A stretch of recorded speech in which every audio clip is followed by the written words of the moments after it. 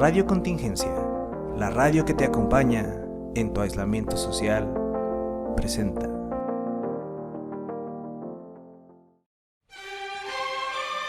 Historias de Cuarentena, el único espacio radiofónico donde podrás compartir tus grandiosas aventuras en casa durante esta cuarentena.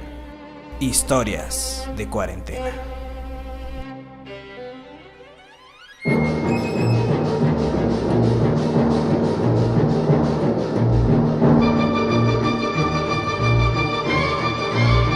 Muy buenas tardes y bienvenidos a nuestra séptima edición de Historias de Cuarentena.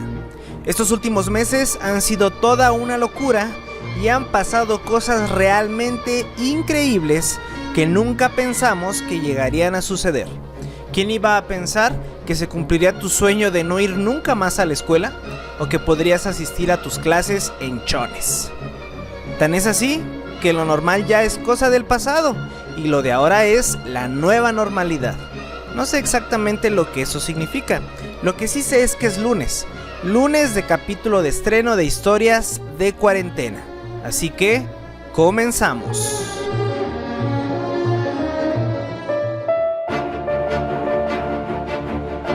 Qué interesante ha sido poder conocer más a profundidad la vida de personas que son parte de nuestra iglesia y también de algunos fuera de ella, que aunque muy distintas, tienen algo muy valioso en común: una vida nueva gracias al poder del Evangelio de nuestro Salvador. Hoy tenemos una entrevista muy especial también, de un entrevistado único que nos hablará de cosas del futuro. Pon atención.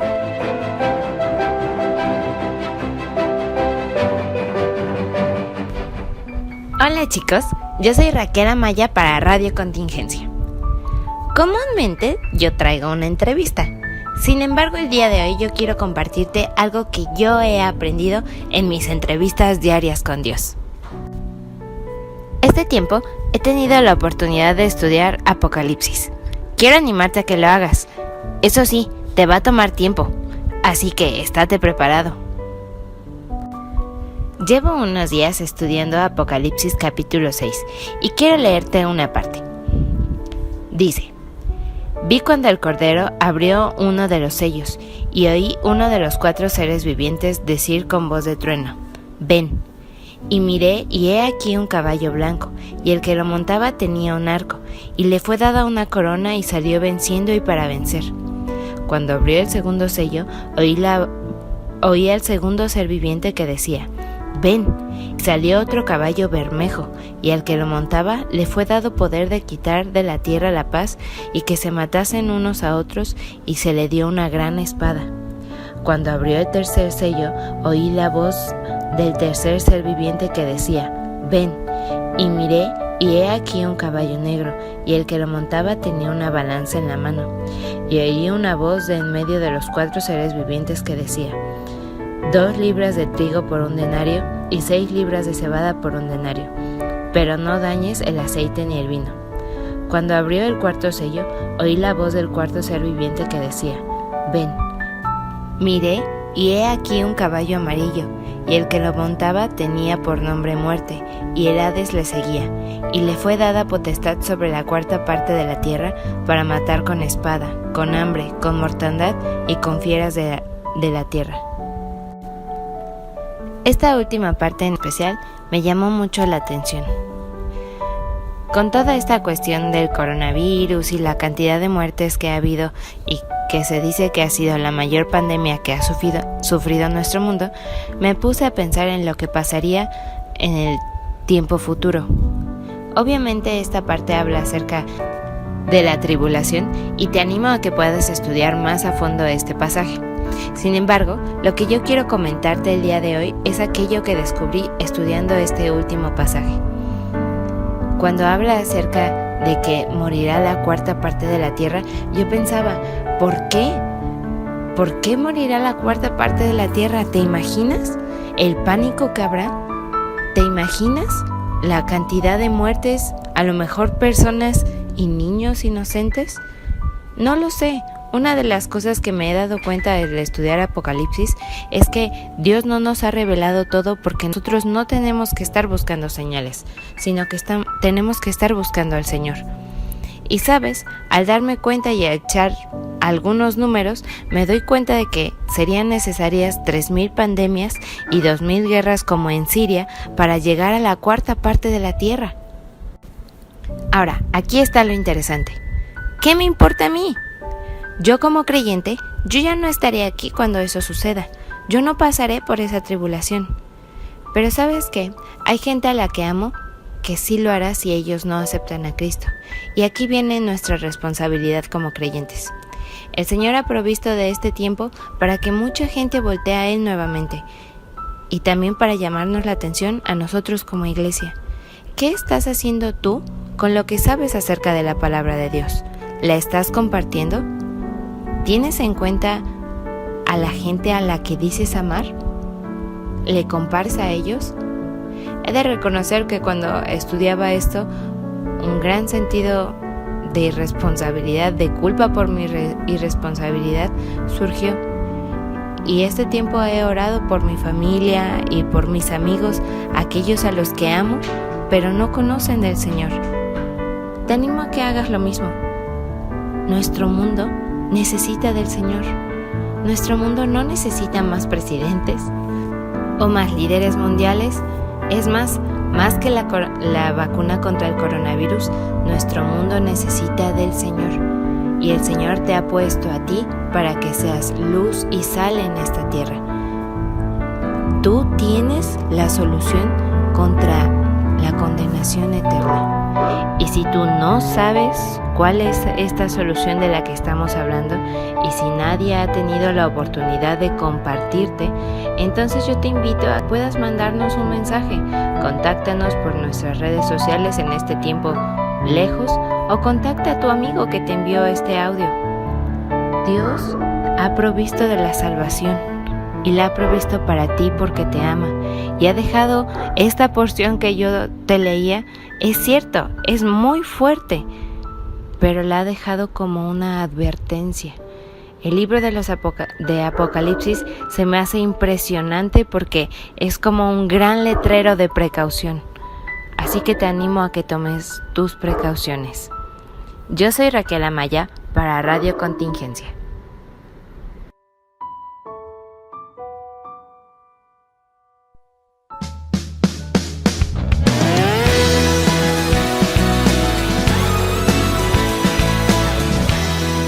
Hoy más que nunca, mantenerse saludable se ha convertido en una prioridad en la vida de las personas. Hacer ejercicio, comer bien, son algunas de las recomendaciones para lograrlo. Nadie quiere estar enfermo ni pasar por este molesto y doloroso proceso de pérdida de la salud. ¿Sabías que como cristianos podemos ser parte de una iglesia enferma? Sí. Por impresionante que parezca, la salud de una iglesia depende de todos y cada uno de sus miembros. Depende de ti y depende de mí. Presta atención.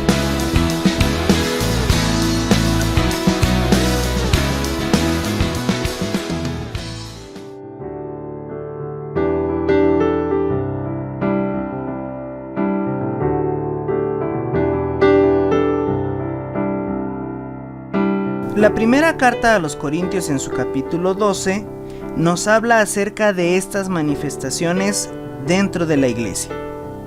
La primera parte de 1 Corintios 12 nos habla acerca de cómo el Espíritu Santo se manifiesta de diferentes maneras, mientras que la segunda parte del capítulo nos habla acerca del cuerpo. De tal manera que encontramos las siguientes afirmaciones. Número 1. El Espíritu Santo decide a quién asignarle tareas y capacita a cada miembro para realizar su obra. Lo encontramos en el versículo 11. Número 2. El cuerpo es una sola unidad compuesta de muchas partes. Lo encontramos en los versículos 12 al 14. Número 3. Los miembros del cuerpo no deciden su propia función en el cuerpo. Lo encontramos en los versículos 15 al 17. Número 4. Dios pone a los miembros en el cuerpo donde Él quiere. Lo encontramos en el versículo 18. Número 5. El cuerpo no está completo sin todos los miembros que Dios le ha dado. Lo encontramos en los versículos del 17 al 20. Número 6. Cada miembro del cuerpo necesita de todos los demás. Lo encontramos en los versículos 21 al 24. Número 7. El cuerpo debe ser una unidad sin divisiones. Lo encontramos en el versículo 25. Número 8. Los miembros del cuerpo deben tener igual preocupación unos por otros. Lo encontramos en los versículos 25 y 26. Número 9. Los miembros del cuerpo tienen diferentes funciones asignadas por Dios para el bien de todo el cuerpo. En el mismo capítulo leemos: Vosotros pues sois el cuerpo de Cristo y miembros cada uno en particular. Así como su cuerpo físico necesita de todas sus partes para poder vivir una vida normal y saludable, así cada iglesia necesita de todos sus miembros para poder llevar una vida normal y saludable. Ningún miembro puede decir que no necesita del otro. Separado de los demás miembros de la iglesia, el cuerpo no podrá experimentar la plenitud de la vida que Dios quiere para usted. Cuando falta un miembro o no funciona como Dios lo propuso, el resto del cuerpo se quedará sin experimentar la plenitud de vida que Dios propuso para la iglesia. Dios colocó a los miembros en el cuerpo como Él quiso. Si Él le da a una persona la responsabilidad de ser ojo, el Espíritu Santo la capacitará para ver. Si la hace oído, la capacitará para que oiga. Si la hace mano, el Espíritu Santo la capacitará para que funcione como tal. En el Nuevo Testamento leemos que el trabajo del Espíritu Santo es capacitar a cada persona para que lleve a cabo la tarea que Dios le asignó en el cuerpo. No toda persona puede ser apóstol, profeta, maestro, etc. Pero cada uno tiene una función dada por Dios. Cada uno funciona donde Dios lo coloca en el cuerpo, de modo que el cuerpo entero funciona como una unidad. Entonces podemos afirmar que Dios edifica el cuerpo de acuerdo a la tarea que Él le quiera dar. Si quisiera ser un levantador de pesas, me entrenaría eficazmente para levantar pesas.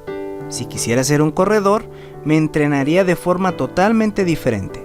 Cuando quiero hacer bien un trabajo, entreno mi cuerpo para realizar ese trabajo. Cuando Dios edifica una iglesia como el cuerpo de Cristo, Él añade los miembros y los entrena según la tarea que tiene para ese cuerpo.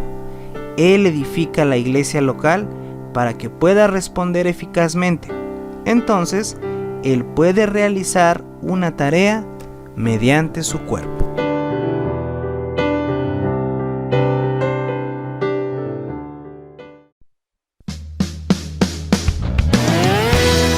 ¿Y tú? ¿Ya le preguntaste a Dios cuál es el lugar que te corresponde en la iglesia? ¡Apresúrate! Recuerda que en una iglesia saludable, todos los miembros tienen un lugar único en el cual Dios los quiere colocar. No descuides esta importantísima área de tu vida.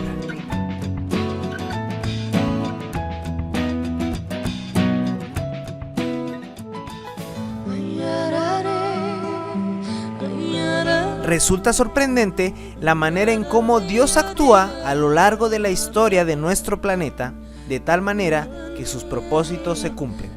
Vámonos con otro interesante capítulo de Notas al Pie.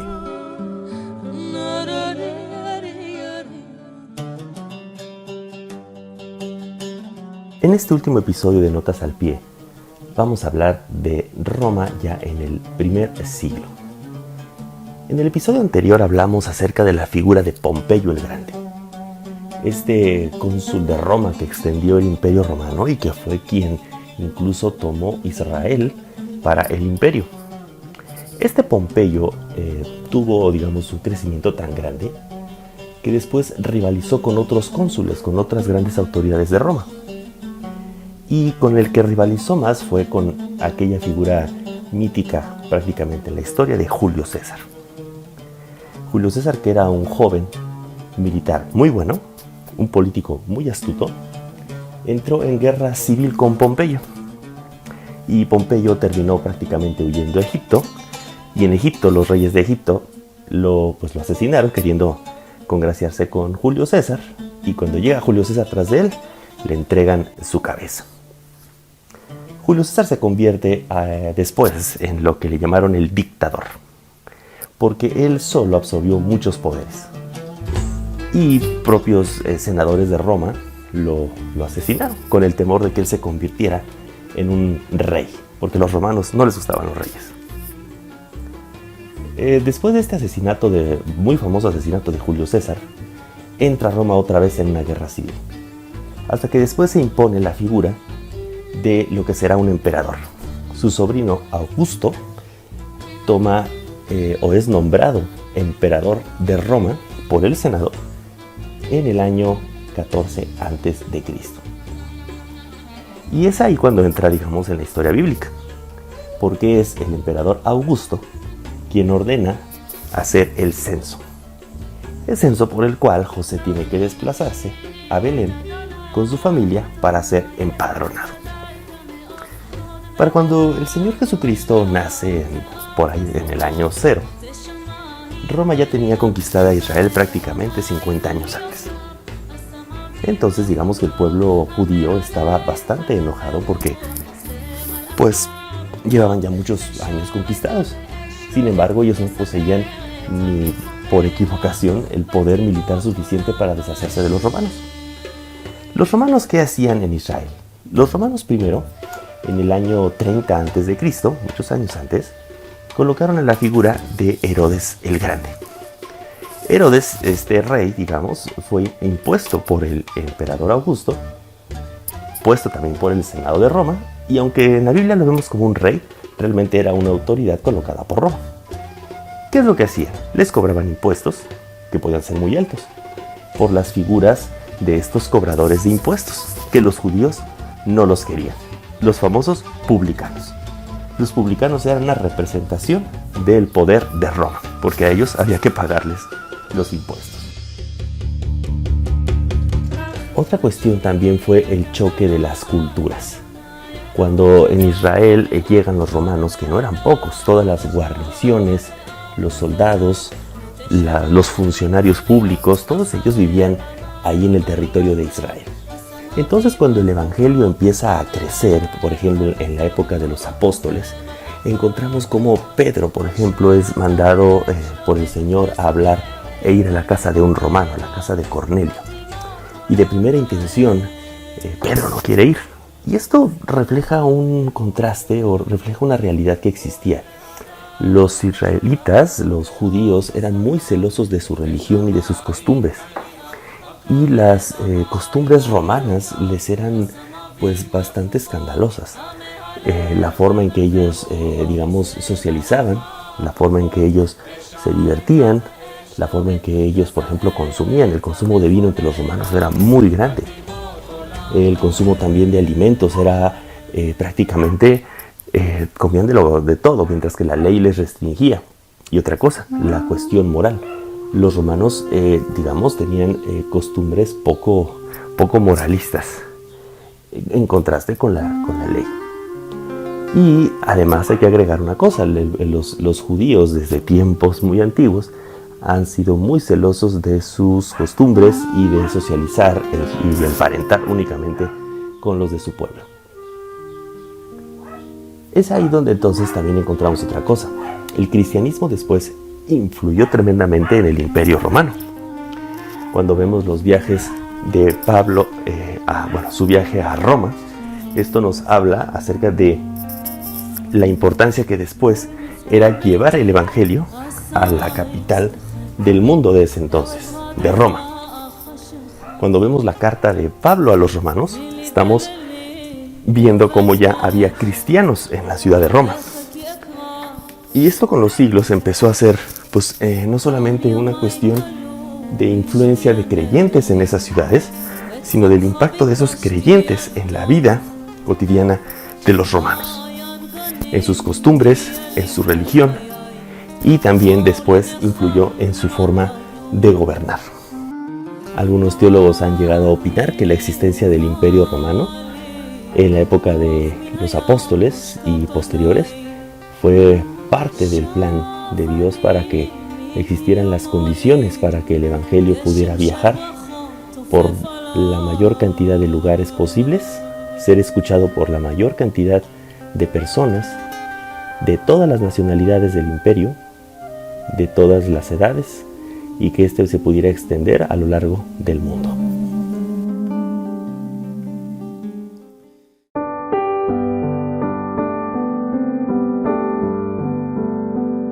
Esto ha sido todo por hoy. Tocamos temas importantes que tienen que ver con tu vida cristiana. Nuestro deseo es que tu vida espiritual pueda verse fortalecida, pero estamos conscientes que el factor más importante para que eso suceda es tu comunión personal con Dios. El tiempo que tú dediques a buscarle, oírle y obedecerle es lo que te permitirá permanecer en la vida cristiana. Esperamos poder vernos pronto en las reuniones generales. La iglesia y los planes de Dios continúan. Esperamos que tu fe también. ¡Nos vemos!